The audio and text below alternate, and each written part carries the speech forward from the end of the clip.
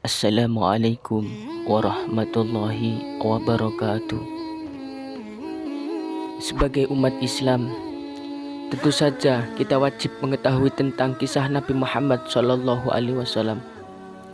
Kisah kehidupan beliau bukan hanya untuk dibaca atau didengarkan saja, tetapi dapat dijadikan contoh dalam kehidupan kita sehari-hari. Kisah hidup Rasulullah SAW memang penuh dengan hikmah. Meskipun beliau seorang nabi dan rasul pilihan Allah, hidupnya tidak lantas selalu bahagia dan mudah. Beliau juga tetap menerima cobaan dan tantangan dalam berdakwah menyebarkan agama Islam.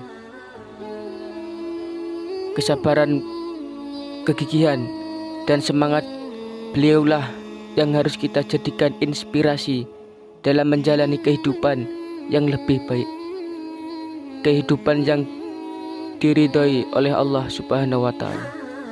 Meskipun kisah hidup beliau sudah banyak kita dengar, tetapi masih ada juga beberapa di antara kita yang belum pernah mengetahui kisah Rasul secara lengkap. Oleh karena itu, marilah kita kembali mendengarkan kisah Nabi Muhammad SAW, sang Rasul penuntun umat, dari beliau dilahirkan hingga wafat. Kisah kelahiran dan masa kecil Nabi Muhammad SAW. Nabi Muhammad SAW dilahirkan di Mekah pada tahun 570 Masehi, yaitu pada tahun yang sama ketika Raja Abraha dari Yaman melakukan penyerbuan ke Mekah dengan maksud untuk menghancurkan Ka'bah. Tahun tersebut juga dinamakan sebagai tahun gajah karena pasukan penyerang Raja Abraha menggunakan gajah sebagai tunggangannya. Para ulama menyepakati bahwa tanggal lahir Nabi Muhammad SAW jatuh pada tanggal 12 Rabiul Awal. 6 bulan sebelum dilahirkan, ayah Nabi Muhammad SAW yang bernama Abdullah wafat. Setelah dilahirkan, sesuai dengan tradisi bangsa Quraisy pada masa itu, Muhammad kecil kemudian diasuh dan disusui oleh Halimah binti Zu'aib Asy-Sya'diyah hingga beliau berumur 2 tahun. Setelah selesai masa pengasuhan Halimah, ibunda sang Nabi yaitu Aminah kembali menjemput dan membawa beliau ke Madinah. Pengasuh Nabi yang baru bernama Ummu Aiman. Sayangnya, Nabi kemudian menjadi seorang yatim piatu saat dirinya berusia 6 tahun. Setelah ibu Nabi Muhammad SAW meninggal karena sakit, Nabi kemudian diasuh oleh kakeknya Abdul Muttalib hingga usia 8 tahun.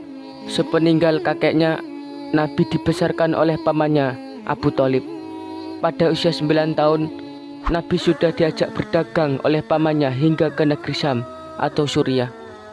Ketika sedang berada di kota Basrah, rombongan pedagang Abu Thalib berjumpa dengan pendeta Nasrani yang bernama Buhairah. Pendeta tersebut lalu memberitahukan kepada Abu Thalib bahwa keponakannya itu memiliki tanda-tanda kenabian. Buhairah berpesan kepada Abu Thalib untuk senantiasa menjaga Muhammad, karena kelak dia akan menjadi Rasul terakhir yang sudah ditakdirkan oleh Allah Subhanahu wa Ta'ala. Kisah pernikahan Nabi Muhammad dengan Khadijah. Sejak usia belia, Nabi Muhammad terkenal dengan julukan Al-Amin. Al-Amin artinya adalah orang yang dapat dipercaya. Gelar ini diperoleh karena beliau selalu jujur dalam berdagang. Beliau tidak pernah menutup-nutupi dagangannya yang rusak. Kondisi barang dagangannya selalu beliau tunjukkan kepada para pembelinya tanpa berbohong. Karena gelar inilah Khadijah binti Khuwailid yang merupakan seorang janda dan saudagar kaya raya tertarik untuk mempercayakan beliau. Khadijah kemudian mempercayakan pengaturan bisnisnya kepada Nabi Muhammad SAW. Khadijah sangat terkesan ketika baginda Nabi membawakan keuntungan berdagang yang berlipat-lipat jumlahnya. Kedekatan di antara keduanya kemudian terus berlanjut. Bukan hanya terkait masalah berniaga, tapi keduanya juga jatuh hati. Meskipun Khadijah merupakan seorang janda berusia 40 tahun, Nabi Muhammad SAW pada waktu itu berusia 25 tahun, tidak keberatan untuk menikahi Khadijah. Kerasulan dan kisah turunnya wahyu pertama. Menginjak usia 40 tahun, Muhammad ditetapkan oleh Allah Subhanahu wa taala sebagai seorang nabi dan rasul. Hal ini ditandai dengan turunnya wahyu pertama oleh Allah Subhanahu wa taala lewat perantara malaikat Jibril ketika sang nabi sedang berada di Gua Hira.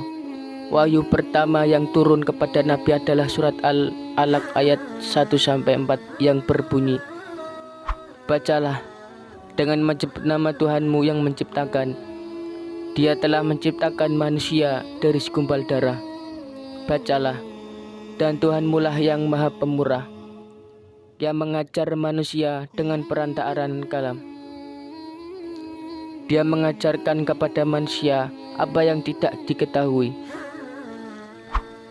Dengan turunnya wahyu tersebut, Muhammad telah resmi menjadi seorang nabi dan rasul. Maka dari itu, beliau juga berkewajiban untuk berdakwah dan menyampaikan kebenaran dari Allah Subhanahu wa taala kepada seluruh umatnya. Beliau kemudian melakukan dakwah pertamanya secara sembunyi-sembunyi. Adapun orang-orang yang pertama kali menjadi pengikut baginda Rasulullah dalam dakwah secara sembunyi-sembunyi ini adalah istri beliau, Khadijah, sahabat beliau Abu Bakar As-Siddiq, dan Zaid bin Harits, pengasuh beliau Ummu Aiman, sepupu beliau Ali bin Abu Thalib, dan seorang budak yaitu Bilal bin Rabah. Orang-orang yang pertama kali memeluk Islam ini juga sering disebut sebagai as-sabiqunal awwalun. Setelah 3 tahun menjalankan dakwah secara diam-diam, turun perintah dari Allah lewat surah Al-Hijr ayat 94 yang memerintahkan Nabi untuk berdakwah secara terang-terangan. Ayat tersebut berbunyi, "Maka sampaikanlah olehmu secara terang-terangan segala apa yang diperintahkan kepadamu, dan berpalinglah dari orang-orang yang musyrik." Kisah Nabi Muhammad SAW melakukan Isra Mi'raj dan mendapat perintah salat. Peristiwa luar biasa ini terjadi di tahun ke-11 kenabian Muhammad SAW. Tahun ini juga bisa disebut sebagai tahun kesedihan, karena pada tahun ini Abu Thalib dan Khadijah wafat. Untuk menghibur Nabi Muhammad SAW yang sedang bersedih, Allah kemudian mengutus malaikat Jibril untuk mendampingi Nabi melakukan perjalanan Isra Mi'raj. Isra adalah perjalanan Rasulullah dari Masjidil Haram ke Masjidil Aqsa, sedangkan Mi'raj merupakan perjalanan Rasulullah dari Masjidil Aqsa naik ke langit ke-7. Di langit ke-7 inilah Rasulullah mendapatkan perintah salat 5 waktu yang wajib dikerjakan oleh seluruh umat Islam. Kisah Nabi Muhammad SAW hijrah ke Madinah. Akibat perlakuan para penduduk Makkah yang kasar terhadap para pemeluk Islam, timbullah gagasan untuk hijrah. Hijrah ini juga sebagai langkah awal Rasulullah dalam menyebarluaskan agama Islam ke seluruh jazirah Arab. Umat Islam dari kota Mekah termasuk Muhammad SAW kemudian hijrah ke kota Yasrib pada tahun 622 Masehi. Kota tersebut kemudian dikenal sebagai Madinatun Nabi, yang berarti kota Nabi. Di Madinah pula Rasulullah mewujudkan sistem pemerintahan Islam atau kekhalifahan keturunan Nabi Muhammad SAW. Anak Nabi Muhammad SAW berjumlah 7 orang, 3 di antaranya laki-laki dan 4 merupakan perempuan. Mereka adalah Al-Qasim, Zainab, Ruqayyah, Fatimah Az-Zahra, Ummu Kulsum, Abdullah, dan Ibrahim. Mukjizat Nabi Muhammad SAW. Mukjizat terbesar Nabi Muhammad SAW adalah Al-Quran. Mukjizat lainnya juga terdapat pada Nabi Muhammad adalah perjalanan Isra Mi'raj dan dapat membelah bulan hanya dengan menggunakan jari tangannya saja. Mukjizat-mukjizat ini tentu saja wajib kita percayai sebagai umat Islam. Wafatnya Nabi Muhammad Sallallahu Alaihi Wasallam.